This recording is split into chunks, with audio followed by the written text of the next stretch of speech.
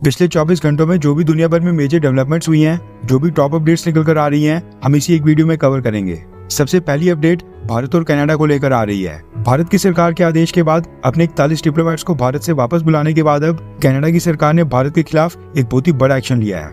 पिछले कल देर शाम को कनाडा की सरकार ने भारत के अंदर अपने 3 कॉन्सुलेट्स को बंद करके वहां पर वीजा सर्विसेज बंद करने का फैसला किया है। आपकी जानकारी के लिए बता दूं कि न्यू दिल्ली में तो कनाडा का हाई कमीशन है ही, लेकिन इसके अलावा बेंगलुरु, मुंबई और चंडीगढ़, इन 3 सिटीज में भी कनाडा की सरकार ने अपने कॉन्सुलेट्स खोल रखे थे।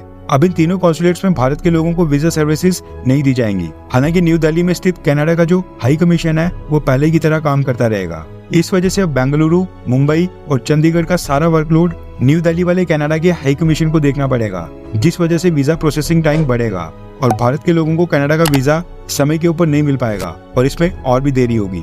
दूसरी अपडेट पाकिस्तान और अफगानिस्तान को लेकर आ रही है। अब आप खुद ही सोचिए कि पाकिस्तान की सरकार के कितने बुरे दिन आ गए कि वो तालिबान और अफगानिस्तान को लूटना स्टार्ट कर रही है।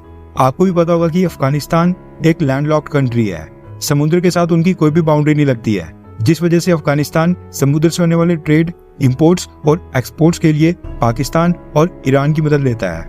कंटेनर्स पहले ईरान या फिर पाकिस्तान के किसी पोर्ट के ऊपर आते हैं और फिर वहां से अफगानिस्तान तक ले जाए जाते हैं। खबर निकल कर आ रही है कि पाकिस्तान की सरकार ने कराची पोर्ट के ऊपर अफगानिस्तान बाउंड 8,700 कंटेनर्स को डिटेन करके उनके ऊपर $200 पर कंटेनर की पेनल्टी लगाने की घोषणा की है। यहाँ पर भारत की सरकार अफगानिस्तान को दान कर रही है और पाकिस्तान अफगानिस्तान को लूट रहा है। तीसरी अपडेट भारत और यूनाइटेड किंगडम यानी कि ब्रिटेन को लेकर आ रही है।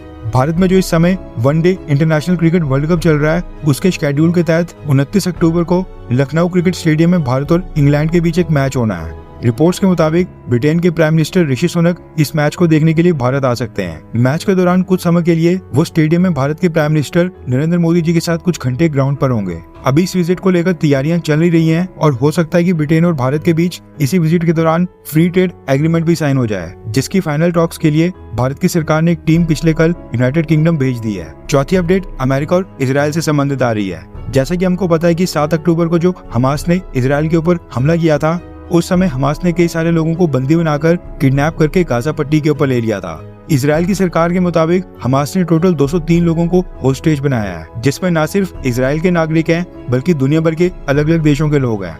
रिपोर्ट्स निकल कर आ रही हैं कि हमास ने अपने होस्टेजेस में से अमेरिका के 2 लोगों को अभी कुछ ही घंटे पहले सेफली रिलीज कर दिया है। माना जा रहा है कि अमेरिका के विदेश मंत्री एंटनी ब्लिंकन ने मुस्लिम देशों के ऊपर काफी प्रेशर बनाया था, जिसके बाद कतर और इजिप्ट ने हमास के साथ बातचीत करके उनके ऊपर दबाव डाला और मुस्लिम देशों से आ रहे प्रेशर के सामने झुकते हुए हमास आतंकी संगठन ने अमेरिका के दोनों नागरिकों यानी दोनों अमेरिकन सिटीजन्स को कुछ घंटे पहले रिलीज कर दिया है। कहने का मतलब है कि अमेरिका अपने एक नागरिक के लिए सामने वाले देश को ब्लैकमेल करने के लिए भी तैयार हो जाता है और इस बार भी वैसा ही कुछ देखने को मिला है। अब देखना होगा कि क्या हमास के आतंकी बाकी देशों के होस्टेजेस को भी रिलीज करते हैं या फिर नहीं। 5वीं अपडेट मिडिल ईस्ट के एक छोटे से मुस्लिम देश बहरीन से आ रही है। दरअसल भारत के डॉक्टर सुनील राव पिछले 10 साल से बहरीन में रॉयल बहरीन हॉस्पिटल में वहाँ पर स्पेशलिस्ट के तौर पर अपॉइंटेड थे। अब जो इजराइल और फलस्तीन के बीच युद्ध चल रहा है, इसमें इजराइल का समर्थन करते हुए डॉक्टर सुनील राव ने सोशल मीडिया के ऊपर इजराइल के समर्थन में कुछ पोस्ट कर दी थी, जो कि बहरीन के अंदर वहां पर वायरल हो गई थी, जिसके बाद बहरीन के हॉस्पिटल ने डॉक्टर सुनील राव को इजराइल का समर्थन करने के लिए नौकरी से निकालते हुए उनको टर्मिनेट कर दिया है और बहरीन के लोगों से माफी मांगी है। कुछ मीडिया पोर्टल्स ने तो ये भी दावा किया है कि डॉक्टर सुनील राव को बहरीन की सिक्योरिटी एजेंसीज ने अरेस्ट कर लिया है और उनके ऊपर वहां पर अब धार्मिक भावनाओं को ठेस पहुंचाने के लिए उनके ऊपर मुकदमा चल सकता है और अगर ऐसा नहीं हुआ तो बहरीन की सरकार डॉक्टर सुनील राव को डिपोर्ट करके भारत वापस भेज सकती है। वैसे कि आपने अभी तक इजराइल या फलस्तीन के समर्थन में ट्विटर, फेसबुक, व्हाट्सएप या इंस्टाग्राम के ऊपर कोई पोस्ट की है?